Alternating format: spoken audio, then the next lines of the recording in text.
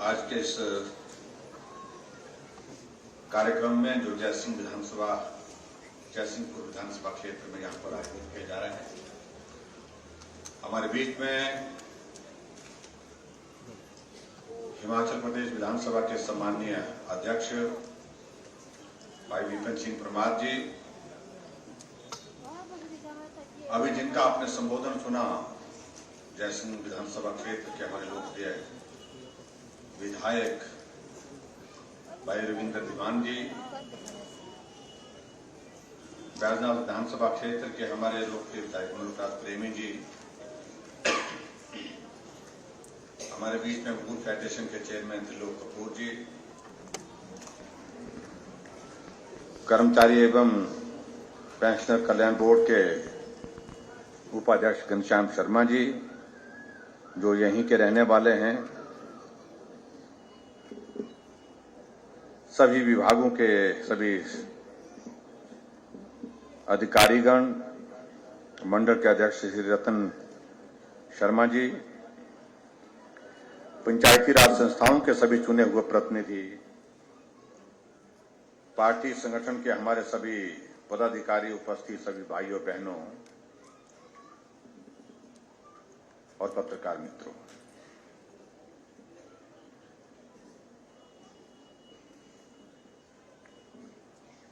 आज फिर से आप सबके बीच में आने का अवसर प्राप्त हुआ है और जिस गर्मजोशी के साथ आप लोगों ने हमारा अभिनंदन स्वागत किया, उसके लिए मैं आप सबका बहुत बहुत धन्यवाद करता हूं। सही मायने में आज का कार्यक्रम बैजनाथ विधानसभा क्षेत्र के लिए हमने तय किया था, क्योंकि मुलकराज प्रेमी जी का कहना था कि बड़े लंबे अरसे से आप बैजनाथ विधानसभा क्षेत्र में नहीं आ पाए।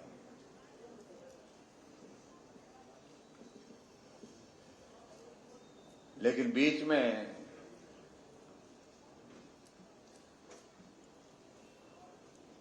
अपने रवि दीवान जी ने, क्योंकि ये बैंक में नौकरी करते रहे, जमा जोड़ बहुत बारीकी से करते हैं,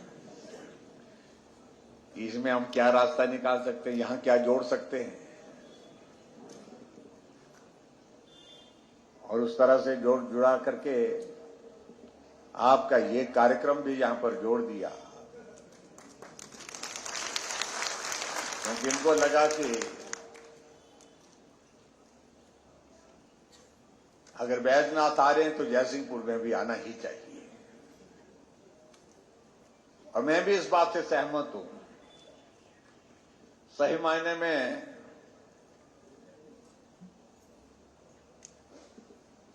चीजों को बारीकी से कैलकुलेशन करने वाले आदमी भी रखने पड़ते हैं।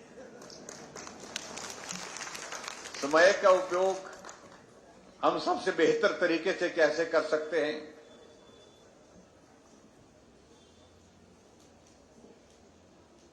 ये बहुत आवश्यक है। उस दृष्टि से आपने इस कार्यक्रम का आयोजन करके इस कार्यक्रम को सफल आयोजन करके मैं आपको बहुत बहुत बधाई देता हूं और आप सभी को नमन करता हूं। आप सबका बहुत बहुत धन्यवाद करता हूं।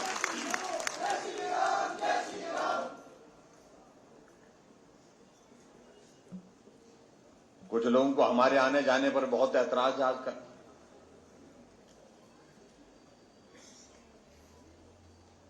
हम तो पूरे 5 साल आते जाते ही रहे, चलते ही रहे,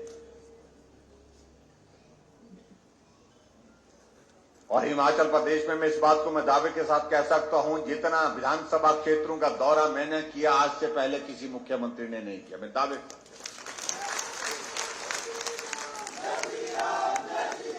कोविड का संकट होने के बावजूद कोई विधानसभा क्षेत्र हिमाचल प्रदेश में ऐसा नहीं जहां मैं 2 बार, 3 बार, 4 बार, 5 बार नहीं गया होगा।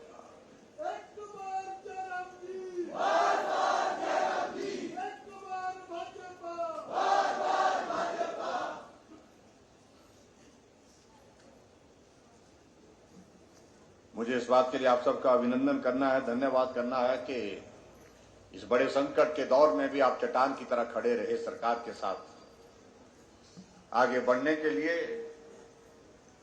जो रास्ते निकल सकते थे उन रास्ते पर चलते रहे।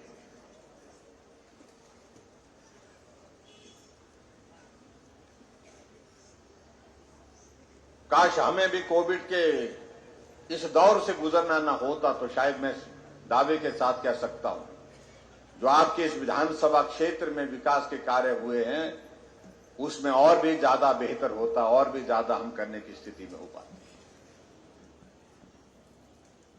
लेकिन मुझे उसके बावजूद भी इस बात की खुशी है कि अगर आज भी मैं आया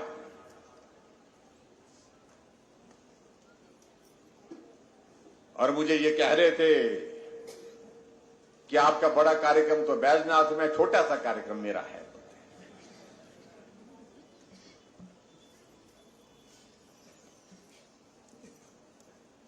कार्यक्रम छोटा और बड़ा जो है वो संख्या की दृष्टि से मैं मानता हूं वो नहीं होता, भाव की दृष्टि से होता है। आपका भाव क्या है, आपका काम कार्यक्रम का स्वरूप क्या है, उसमें भावना क्या है। और यहां आकर के मैं इस कार्यक्रम को छोटा नहीं कह सकता, ये कार्यक्रम भव्य कार्यक्रम है। इसके लिए मैं आप सबको बहुत बहुत बधाई देता हूं।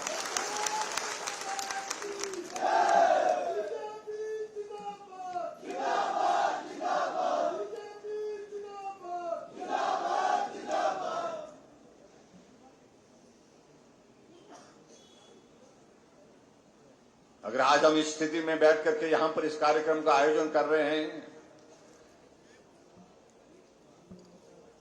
हालांकि कोविड थोड़ा थोड़ा और फैल रहा है, लेकिन कोविड का भय नहीं इसलिए नहीं क्योंकि हमने वैक्सीन की डोज लगा ली, एक नहीं दो लगा ली, बूस्टर भी लगा दी।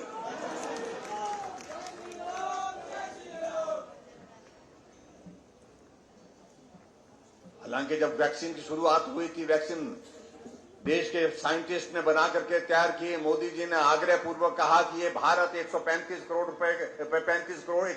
करोड़ का भारत ये क्या नहीं कर सकता है, ये वैक्सीन बाहर से क्यों देश के अंदर बननी चाहिए। साइंटिस्ट ने मेहनत की, परिश्रम किया, वैक्सीन बन करके तैयार हुई तो कुछ लोगों ने हमारे विरोध के कहा कि ये लगाने लायक नहीं है, इसकी अभी टेस्टिंग का प्रोसेस कंप्लीट नहीं हुआ। कुछ ने कहा कि अगर लगाएंगे तो इसका जो है साइड इफेक्ट होगा,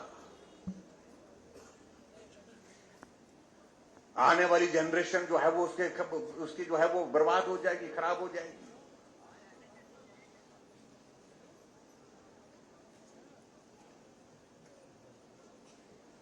लेकिन नरेंद्र मोदी जी ने एक बात कही कि ये वैक्सीन हमारे देश के साइंटिस्ट ने बना करके तैयार की। आप हमारे देश के साइंटिस्ट पर जो है भरोसा करिए और मुझ पर भरोसा करिए। ये आपके जीवन की रक्षा के लिए है। जो राजनीतिक दृष्टि से इसका विरोध कर रहे हैं उनके साथ खड़े होने की आवश्यकता नहीं। और पूरे देश में आपने देखा इस बात को।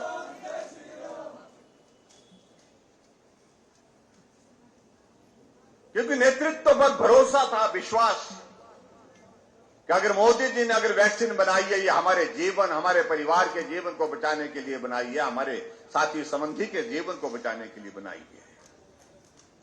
और इस भरोसे के साथ लोग निकल पड़े, कतारों में खड़े होकर के वैक्सीन लगाने लगे।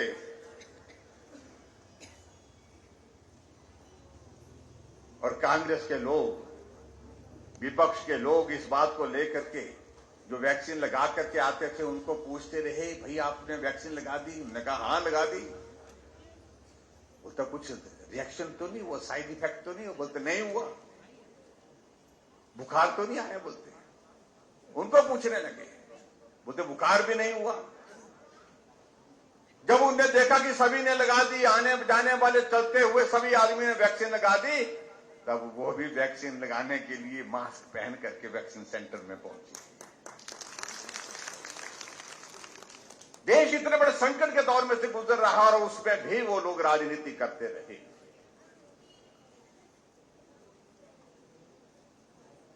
और आज अगर हम हम हजारों की संख्या में इस प्रकार के कार्यक्रमों का आयोजन कर रहे हैं तो इसकी वजह है कि वैक्सीन हम सबको लगी है, पहली डोज भी लगी, दूसरी भी लगी और उसके बाद बूस्टर डोज लगा करके हम यहां सुरक्षित होकर के बैठे हैं।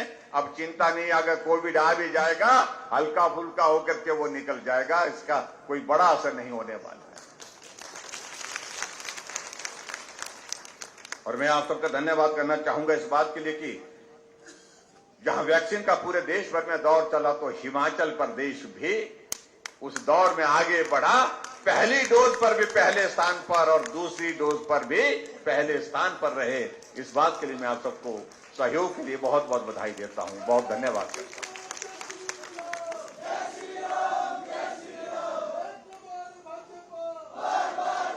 जब हम वैक्सीन की अगर बात कर रहे थे, मेरे अधिकारियों ने कहा कि हमने वैक्सीन 100% कर ली पहली डोज। मैंने कहा देख लो कोई गांव बचा तो नहीं। हमने कहा एक भी अगर गांव छूट जाएगा तो उसकी खबर लगेगी कि भाई जहां सरकार ने कह दिया कि 100% लग गया लेकिन ये गांव तो रह गया। तो एक आदमी कहने लगा जी एक दो गांव रह गए। हमने कहा कौन सा गांव रह गया? बोलते जी बड़ा बंगाल रह गया। यहां बैठे हुए हमारे विधायक महोदय मुल्क राज प्रेमी जी, इनका इलाका है कि वहां जाने के लिए वक्त लगेगा, 2 दिन जाने के लिए लगेंगे, 2 दिन आने के लिए लगेंगे। कितना टाइम लगता है चलने के लिए? 2 दिन लग जाते हैं, 3 दिन लगते हैं। 3 दिन आने के लिए, 3 दिन जाने के लिए। हमने क्या क्या किया जा सकता है? कहा कि हेलीकॉप्टर आके भेजेंगे, आप तो बोलते वहां पर हम वैक्सीन लेकर के जाएंगे। हमने उसी दिन आदेश किए, हम तब तक के लिए हिमाचल प्रदेश में 100% वैक्सीन का क्लेम नहीं करेंगे जब तक के लिए हम बड़ा बंगाल में जाकर के सब लोगों को वैक्सीन नहीं लगा के आते हैं। हेलीकॉप्टर भेजा, डीसी भेजा, डॉक्टर भेजे, नर्स भेजी, वैक्सीन भेजी और जाकर के 150 से भी ज्यादा लोग जो बड़ा बंगाल में थे वहीं जाकर के उनको वैक्सीन लगा करके आए। फिर मैंने अधिकारियों को कहा कि अब तो नहीं बचा। बोलते एक गांव रह गया जी। बोलते थोड़ा सा वहां मुश्किल है। हमने कौन सा गांव रह गया? तो कौन सा गांव रह गया? तो कुल्लू का मलाना। और आपको पता है मलाना की हिस्ट्री। मैंने कहा वो क्यों रह गया? वो तो वहां तो जाया जा सकता, वहां तो 1 घंटे 1.5 घंटे के जाने का रास्ता खुला है। बोलता वो नहीं है विषय, वहां देवता है, वो गांव के लोग देवते की अनुमति के बिना कुछ नहीं करते। मैंने डीसी कुल्लू को कहा, मैंने कहा आप जाओ और पूरी डॉक्टर की टीम, नर्सों की टीम वैक्सीन लेकर के जाओ और बड़ा जाकर के वहां पर मलाना के गांव में पहुंचो, देवता को नमन करो और देवता को कहो जिस प्रकार आप हम सब की रक्षा करने के लिए जो है हमको आशीर्वाद देते हैं, उसी तरह से ये वैक्सीन भी लोगों के जिंदगी को बचाने के लिए है और उनसे अनुमति मांगो। और वो गए देवता जगदम्नी ऋषि के यहां पर जाकर के उनने पूजा की और पूजा करने के बाद देवता से अनुमति मांगी। देवता ने अनुमति दी। 2600 लोगों को वहीं जाकर के मलाना के गांव में वैक्सीन लगाते।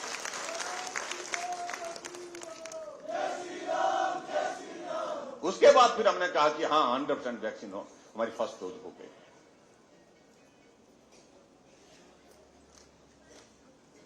लोगों का सहयोग मिला। और अभी जो हमारी बूस्टर डोज की अगर बात कहें, जिसको हम प्रिकॉशनरी डोज बोलते हैं, उसके लिए मेरा आप सबसे विनम्र निवेदन है, जो भी उसमें एलिजिबल कैटेगरी में जो लोग आते हैं, जिनका जो टाइम का जो पीरियड कंप्लीट हो चुका है, 18 साल से ऊपर के हमारे नौजवान बच्चे भी उसमें जो है उसमें शामिल कर दिए गए हैं। फ्री ऑफ कॉस्ट, बिना पैसे के जो है वो डोज लग रही है, तो उसको जरूर लगाएं। इसके लिए मैं आप सबसे विनम्र निवेदन करना चाहूंगा ताकि हम सब लोग सुरक्षित होकर के आगे बढ़ सके। यहां बहुत सारी चीजों को लेकर के बातें होती हैं क्योंकि अब हम चुनाव के भी नजदीक हैं और चुनाव के नजदीक हैं तो स्वाभाविक रूप से आजकल थोड़ी गर्मी ज्यादा हो गई है। कुछ लोग बहुत ज्यादा बोलते हैं। लोकतंत्र है, मैं इतना जरूर कहना चाहूंगा, अगर बोलने का अधिकार उनको भी है तो बोलने का अधिकार हमको भी बराबर का है।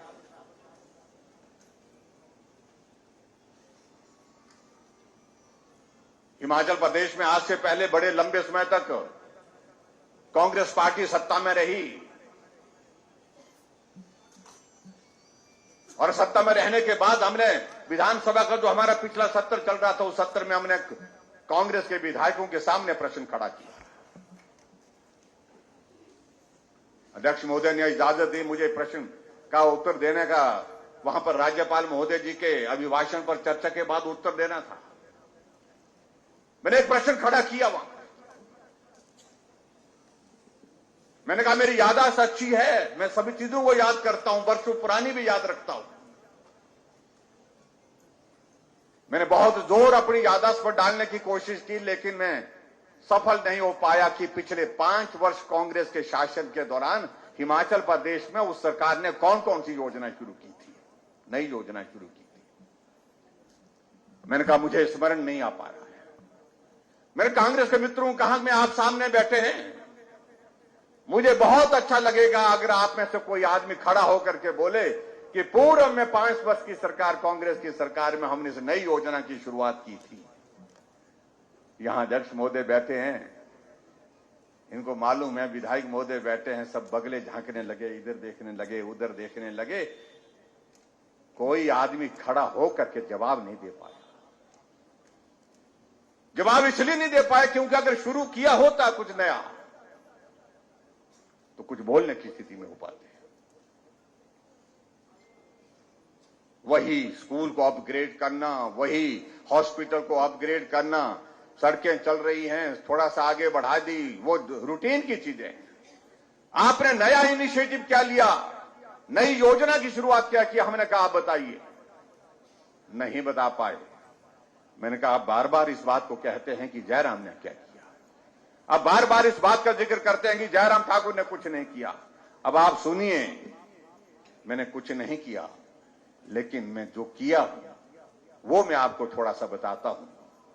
तो हमने उस बात में जिक्र किया कि जब हिमाचल प्रदेश में सरकार मेरी पार्टी की बनी, एक नई संस्कृति के साथ हमने हिमाचल प्रदेश में काम करने की शुरुआत की, जो राजनीतिक प्रतिशोध की भावना के साथ काम करने की परंपरा देवभूमि हिमाचल प्रदेश में बन चुकी थी कि सरकार बदली तो पिछली सरकार के सारे निर्णय को बदल दो, सरकार बदली पिछले सभी नेताओं के ऊपर मामले दर्ज कर दो। मैंने कहा नहीं, ये देवभूमि है, इस देवभूमि हिमाचल प्रदेश में इस परंपरा को रोकने की जरूरत है, बदले की भावना से काम करने की जरूरत नहीं है। हमको लोगों ने चुना है विकास के लिए, लोगों ने सेवा के लिए मौका दिया है, हमको उस भाव के साथ काम करना है। ये देवभूमि की संस्कृति नहीं हो सकती है। और इसलिए मैंने पहली कैबिनेट की बैठक में कोई निर्णय बदले की भावना से नहीं किया। हमने क्या किया, हमने पहली कैबिनेट में यह किया कि बुजुर्गों के लिए पेंशन का प्रावधान किया। ये हमारा निर्णय है पहली कैबिनेट का। जिन बुजुर्गों की वजह से हमने दुनिया को समझा है, सीखा है, देखा है। ये काम की संस्कृति में अंतर है।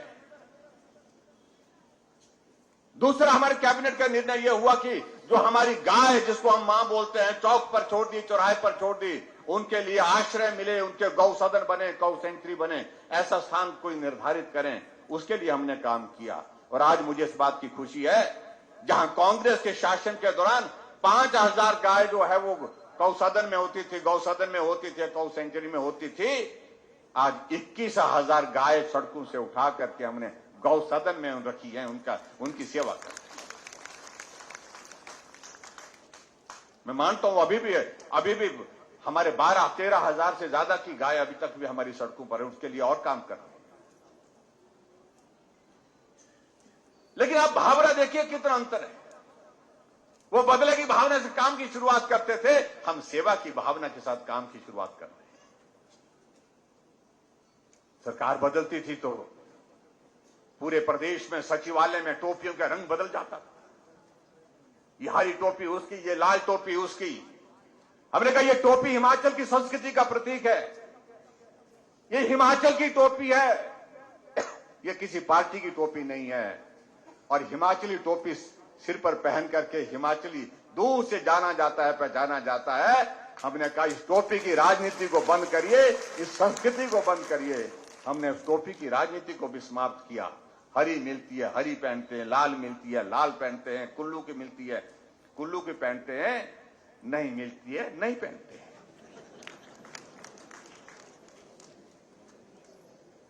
आप देखिए राजनीति का स्तर हो क्या गया। अब चाहे वो बोले कांग्रेस के लोग, विपक्ष के लोग कुछ बोले तो ना बोले, लेकिन हमने कहा हमने संस्कृति में भी परिवर्तन, काम की संस्कृति में भी परिवर्तन करने की कोशिश की है। हमारी सरकार आई, हमने लोगों के इलाज के लिए प्रावधान किया। वो लंबे समय तक सत्ता में रहे। कोई गरीब आदमी अगर बीमार हो जाता था, जमीन, जेवर, घर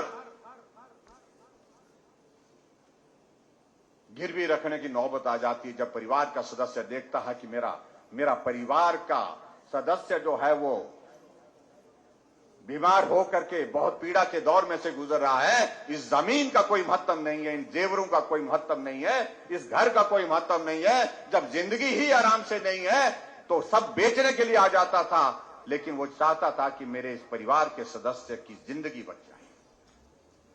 कभी सोचा नहीं आदमी ने, कभी सत्ता में रहने के बाद, क्योंकि वो गरीब आदमी के बारे में नहीं सोचते। हमने कहा, अधिकारियों को पूछा, मैंने कहा कि क्या इलाज है आपके पास इस सारी चीज का? कि कुछ नहीं। हमने कहा गरीब आदमी का इलाज करने के लिए बीमारी आदमी को पूछ के नहीं आती है।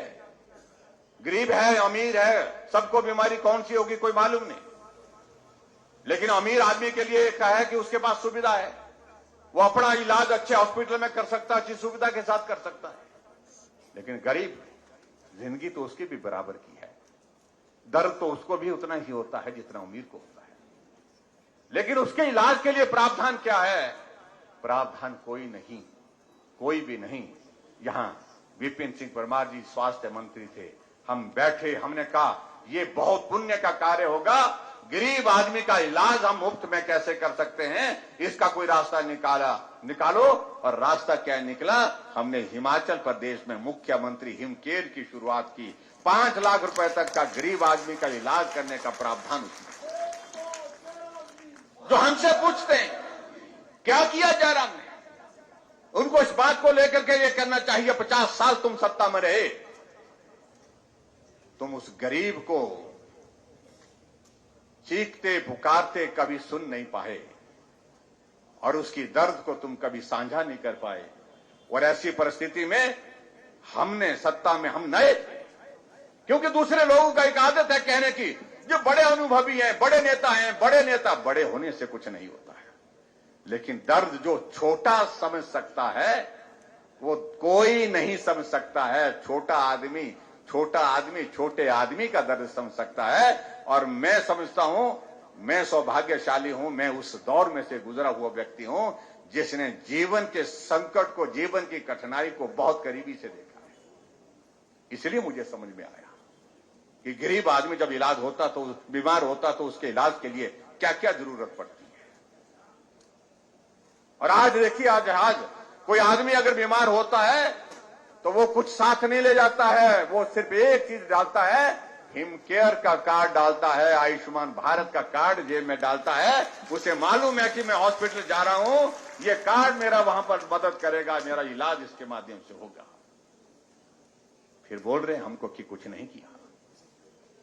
हमने उन लोगों के लिए जो बिस्तर पर ऐसे बेसहारा पड़े, ऐसे लाचार पड़े हैं, बीमारी ऐसी लग गई है जिसके कारण वो चल नहीं सकता, अपना काम नहीं कर सकता है,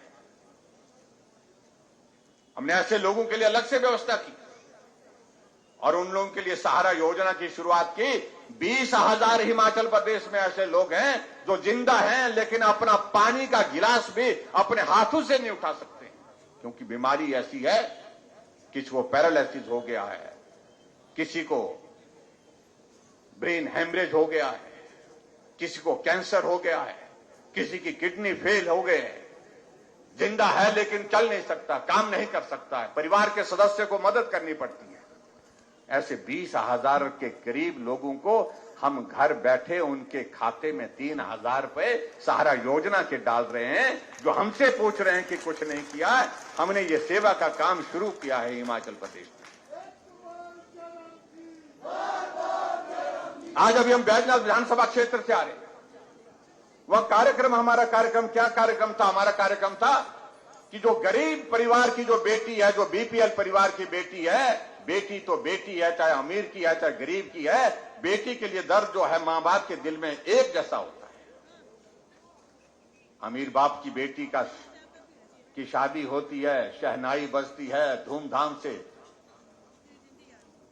बेटी की विदाई होती है, हजारों की संख्या में मेहमान होते हैं, लेकिन गरीब आदमी अपनी भावनाएं व्यक्त करने की परिस्थिति में नहीं हो पाता है कि मेरी बेटी की शादी भी काश ऐसी होती। ऐसे में कोई रास्ता नहीं उस आदमी के पास, फिर भी वो कोशिश करता है। पैसे नहीं है तो भी जाकर के अपने सगे संबंधी दोस्त मित्र के पास जाकर के बेटी की शादी करानी है, थोड़ी सी मदद कर दो। इस भाव के साथ वो बेटी को विदाई करने के लिए कि बेटी को बुरा ना लगे कोशिश करता है। हमने साथियों के साथ बैठ करके चर्चा की। हमने कहा ऐसे में मदद क्या कर सकते हैं उस आदमी की, गरीब आदमी की।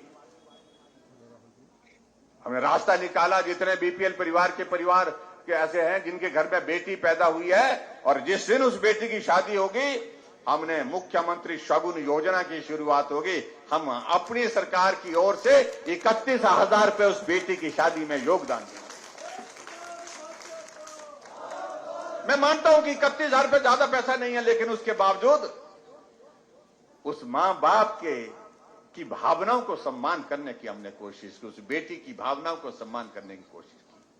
आज मेरी एक बेटी से बात हो रही थी, जिस बेटी को शगुन योजना के अंतर्गत 31,000 रुपए मिले। जब बैजनाथ में हम कार्यक्रम कर, मैंने पूछा बेटी से, मैंने कहा बेटी तुमको तो 31,000 रुपए मिले, तुमने उसका क्या किया? तुमने अपने खाते में डाले या अपने पति के खाते में डाले?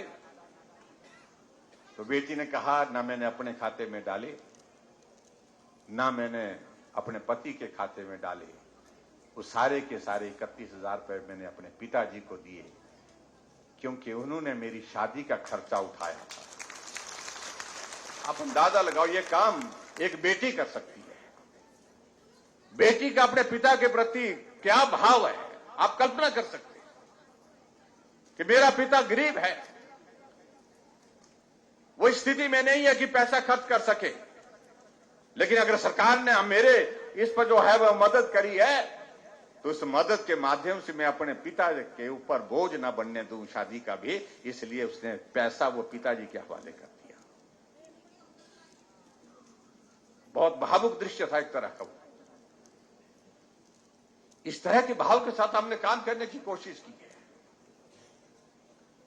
हमने हिमाचल प्रदेश में अभी हाल ही में निर्णय किया कि हमने कहा कि महिलाओं की संख्या 50% है, आबादी का 50% हिस्सा जो है वो महिलाओं का है। और महिलाएं आजकल घर का हिस्सा नहीं, घर से बाहर जाकर के काम करती है, सरकारी नौकरी भी करती है, प्राइवेट सेक्टर में नौकरी करती है, अपना कारोबार करती हैं। उनके लिए मदद का कोई रास्ता निकालना चाहिए। तो हमने ये किया कि एचआरटीसी की बसों में महिलाओं का किराया आधा कर दिया। अगर आबादी का आधा हिस्सा महिलाएं हैं तो किराया भी हमने आधा कर दिया। और कांग्रेस के नेताओं ने कहा कि मुफ्तखोरी की आदत डाल दी।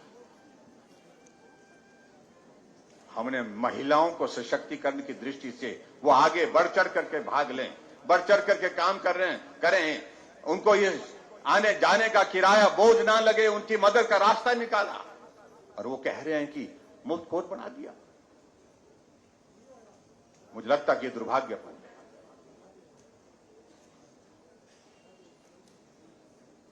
और इस महीने से हमने, जुलाई के महीने से हमने शुरुआत कर दी है। अब किराया कितना लगता है महिलाओं का? कितना लगता है? आधा लगता है। पुरुष हमारे थोड़े मायूस लग रहे हैं मुझे। कई जगह हमारे साथियों ने हमको मैसेज किया कि महिलाओं के लिए आपने किराया आधा कर दिया। हमने क्या बिगाड़ा था कुछ? हमने क्या कुछ नहीं बिगाड़ा था भाई तुम लोगों ने। लेकिन इतना मैं जरूर कहना चाहता हूं कि अगर महिलाओं का किराया आधा हुआ तो उसके लाभार्थी आप भी हैं, क्योंकि बटुआ आपका भी बच गया, आधा बच गया। इसलिए मैंने कहा पुरुषों तुम भी ताली बजाओ भाई।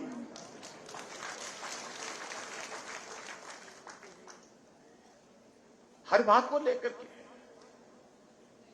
हिमाचल प्रदेश में हम ऊर्जा राज्य के रूप में जाने जाते हैं और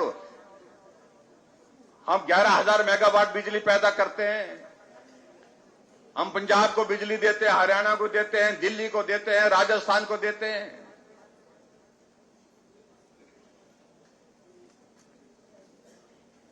लेकिन मैंने कहा हिमाचल में राज्य ऊर्जा राज्य के रूप में जाना जाता है, लेकिन हमारे गरीब लोगों के लिए उसमें मदद क्या?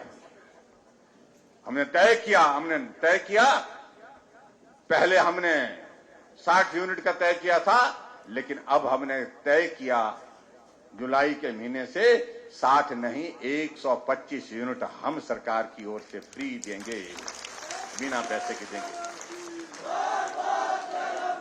और मैं समझता हूं शायद जुलाई महीने का बिल आ गया। क्या बिल आ गया? कितने पैसे का आया? 0 बिल आया, ZERO। और कांग्रेस भी बोल रहे हैं, और कांग्रेस वालों को पूछना चाहिए तुमको कितना बिल आया? बोलते 0 आया। मैंने कहा तो ये गाली क्यों दिए जा रहे कि मुंह खोर बना दिए? मैं तुम उसमें शामिल नहीं है। नहीं, हम तो देने के लिए भी तैयार है। हमने कहा देने के लिए तैयार है तो लाओ, दे दीजिए। अगर तो देना चाहता है सरकार के पास, ऐसा लगता है कि हमको नहीं चाहिए तो लिख करके दे, प्रावधान करेंगे उसका।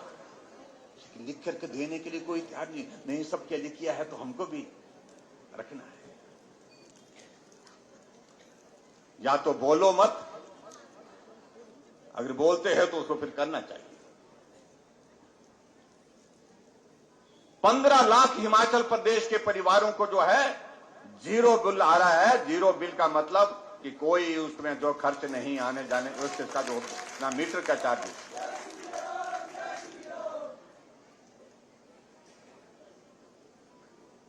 लेकिन उसके बावजूद पता नहीं उसके बावजूद क्या चाहिए उनको। अब आजकल शोर डाल रहे हैं कि ये नहीं हुआ, वो नहीं हुआ, ऐसा नहीं हुआ, वैसा नहीं हुआ। मैं उनके बारे में ज्यादा कुछ कहना नहीं चाह रहा हूं। वक्त का भी थोड़ा सा मुझे लग रहा कि मौसम भी ऐसा है कि अभी मंडी भी पहुंचना है। भाई और बहनों, में इतना जरूर कहना चाह रहा हूं, हमारा 4.5 वर्ष का कार्यकाल आप सबके सहयोग से पूरा हुआ है और हम चुनाव के बहुत करीब हैं। और आपके इस विधानसभा क्षेत्र के अंतर्गत मैं देख रहा हूं कि आज भी हमने बहुत सारे उद्घाटन और शिलान्यास किए। 7 उद्घाटन किए और एक शिलान्यास भी किया। और उद्घाटन कब होते हैं? उद्घाटन तब होते हैं जब जमीन पर कुछ काम किया जाता है, कोई काम बन करके तैयार होता है, तब उद्घाटन किया जाते हैं। तो यहां पर मेरी दाईं तरफ जो है शिला पट्टिकाएं लगी हैं, तो 7 शिला पट्टिकाएं वो हैं जहां उद्घाटन हुआ है। तो इसका मतलब है कि जमीन पर काम हुआ, और जो काम होने के बाद जो चीजें तैयार हुई हैं तब जाकर के उनका उद्घाटन किया गया है। और शिलान्यास एक स्कीम का किया हमने 3 करोड़ 60 लाख की लागत से, और पंचरुखी में जो हमारी उप तहसील का भवन का शिलान्यास किया है, उसके लिए बजट का प्रावधान किया और आने वाले समय में उसका भवन बन करके तैयार होगा। आप सबको सुविधा मिलेगी। और इसके अतिरिक्त बहुत सारी चीजों को लेकर के यहां विधायक महोदय जी ने कह दिया, मैं उन सारी चीजों को अब दोहराना भी नहीं चाह रहा।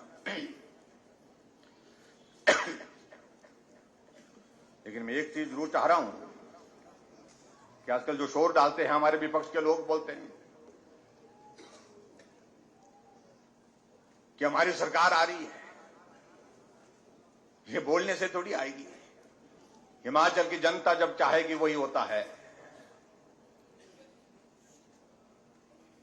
सरकार आई है तो पंजाब में भी कहा था उनने अभी कुछ महीने पहले, हमारी सरकार आ रही है। ये तो उत्तर प्रदेश में भी कहा था, उत्तराखंड में भी कहा था, मणिपुर में भी कहा था, गोवा में भी कहा था। और जिन 5 राज्यों में चुनाव हुआ जिसमें एक प्रदेश में पंजाब में कांग्रेस की सरकार थी, वो भी जो है चलती बनी, और 4 प्रदेश में जहां भाजपा की सरकारें थी, उत्तर प्रदेश, उत्तराखंड, मणिपुर और गोवा में, चारों जगह भारतीय जनता पार्टी की सरकार फिर सत्ता में आई।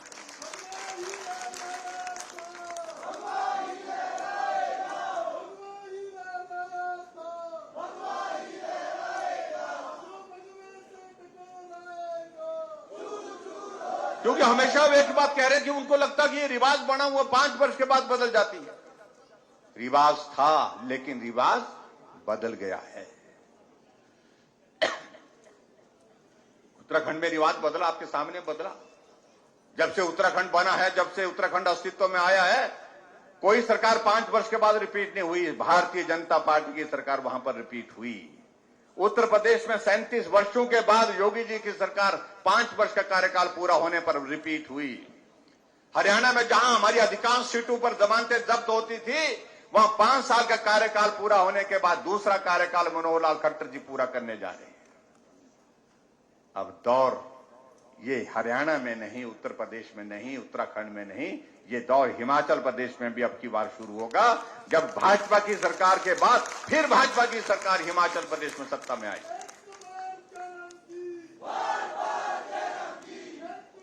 लेकिन ये सब हमारे कहने से नहीं होगा, हमारे बोलने से नहीं होगा, ये करके होगा। मुझे पूरा भरोसा है आप सबका आशीर्वाद मिलेगा। और हिमाचल प्रदेश में हमने एक बात जो कही है, अब की बार सरकार नहीं, रिवाज बदलेंगे, और जो रिवाज बदलने की बात है उसमें आप सबका आशीर्वाद चाहिए, आप सबका सहयोग चाहिए। ये मैं आपके बीच में कहना चाहता हूं। और यहां 2-3 चीजों को लेकर के विधायक महोदय जी ने बात कही। एक हेल्थ सब सेंटर का जिक्र किया, यहां पर टिक्कर है, टिक्कर मुझे मालूम नहीं कितना दूर है, ये कितना नजदीक है, पीएचसी के करीब कितना है, कितना दूर है, लेकिन इन्होंने मांग की है तो मैं टिक्कर के हेल्थ सब सेंटर को स्वीकृत करता हूं और इसको बना करके दे देंगे। दूसरी बात उन्होंने कही है कि पीडब्ल्यूडी का रेस्ट हाउस जो है उसमें एक थोड़ा एक्सपेंशन करना है। हमने बोलते थोड़ा उसको और बड़ा बनाना है, और थोड़ा छोटा है बोलते हैं। तो यहां उस रेस्ट हाउस के एक्सपेंशन के लिए मैं इतना कहूंगा, पीडब्ल्यूडी डिपार्टमेंट के हमारे अधिकारी यहां पर बैठे हैं, जो भी रिक्वायरमेंट के मुताबिक उसमें एक्सपेंशन करने की जरूरत होगी उसको भी कर दिया जाएगा। उसका एस्टिमेशन बना करके हमको भेजें और उसका काम पूरा करेंगे, ताकि बेहतर ढंग से आपको बैठने उठने की सुविधा यहां पर उपलब्ध हो सके। ये मैं आपके बीच में कहना चाहता हूं। जो एक बात कही है उसके लिए हमने कुछ कागज पत्र के लिए कहा था, कुछ रिपोर्ट उसमें आई है। सरदार शोभा सिंह जी के नाम से इन्होंने कहा था कि फाइन आर्ट्स का कॉलेज यहां पर होना चाहिए। कुछ औपचारिकताओं का मैं देखता हूं उसमें क्या किया जा सकता है। जो किया जा सकता है उसको करने की हमारी कोशिश होगी, ये भी मैं आपके बीच में कहना चाहता हूं। आपके यहां पर दिल्ली से एक बस का जिक्र कर रहे हैं, कहां के लिए? बाया लाहट कोटलू दिल्ली के लिए एचआरटीसी की बस। तो ये बस जो है चलेगी कहां से? बैजनाथ पालमपुर से कहीं से भी चले, इनका कहना ये आप लिख करके दें। और इस बस को शुरू करेंगे ताकि आप लोगों को आने जाने की एक अच्छी सुविधा हो सके।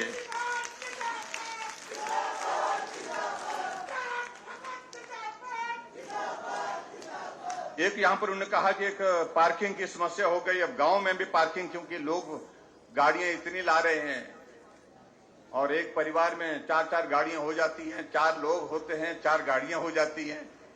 प्रगति की अच्छी बात है, लेकिन गाड़ी रखने के लिए जगह की बहुत कमी हो गई है। लेकिन इन्होंने कहा है कि एक मल्टी स्टोरी पार्किंग की यहां पर व्यवस्था अगर यहां पर पंचरुखी में हो जाए तो हमें अच्छा लगेगा।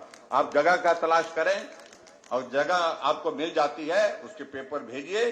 तो मैं आपको ये जरूर कहना चाहता हूं कि आने वाले समय में यहां पर पार्किंग की व्यवस्था भी आपके लिए हम बना करके देंगे, ताकि आप लोगों के लिए गाड़ी को रखने की कठिनाई ना हो, इस बात को भी सुनिश्चित करेंगे। एक और बात जो लास्ट में कही है कि यहां बहुत सारी घटनाएं आगजनी की घटित होती हैं। तो एक बात यहां कही गई है कि अगर यहां पंचरुखी में एक फायर सब स्टेशन खोलने की अगर बात की जाए तो यहाँ पर लोगों को एक सुविधा रहेगी, क्योंकि उससे बहुत बड़ा नुकसान हो जाता जब कहीं इस तरह आगजनी की कोई घटना होती है। तो मैं आपके बीच में रवि धीमान जी के इस आग्रह को भी स्वीकार करता हूं और यहाँ पर एक फायर सब स्टेशन खोलने की भी घोषणा करता हूं। इतना ही मैं आपके बीच में कहना चाहता हूं और आप सबसे मेरा इतना निवेदन है कि भाजपा के बाद फिर भाजपा की सरकार, नरेंद्र भाई मोदी जी के हाथों को मजबूत करने की जरूरत है और वो तभी मजबूत होंगे जब हिमाचल दिल्ली के साथ चलेगा, मोदी जी के साथ चलेगा। और मोदी जी का हिमाचल के साथ इतना स्नेह है, 7 बार कोई प्रधानमंत्री 4.5 वर्ष के कार्यकाल में हिमाचल आता, आज से पहले नहीं देखा गया। जो अगर हैं तो नरेंद्र भाई मोदी जी हैं, जो इतने छोटे से टेन्योर में जो है हिमाचल प्रदेश में बार बार आए, हिमाचल के लोगों के साथ आकर के जहां हिमाचल के विकास के लिए उन्होंने सहयोग दिया, वहां आकर के यहाँ पर हिमाचल के लोगों के दुख दर्द को भी साझा किया, मदद की, हर वक्त मदद की। उसके लिए मैं आदरणीय प्रधानमंत्री जी का आभार व्यक्त करता हूं। और आप सब आज के इस कार्यक्रम में बहुत भारी बारिश के बावजूद भी बड़ी संख्या में यहाँ पर आए, इस सफल कार्यक्रम का आयोजन करने के लिए भाई रवि धीमान जी को भी मैं बहुत बधाई देता हूं, पार्टी के सब साथियों को भी, और आप सभी को भी बहुत बहुत बधाई। आने वाले समय में बहुत जल्दी मिलेंगे और मिलकर के फिर आगे की बातें करेंगे। इतना ही कहना चाहता हूं। बहुत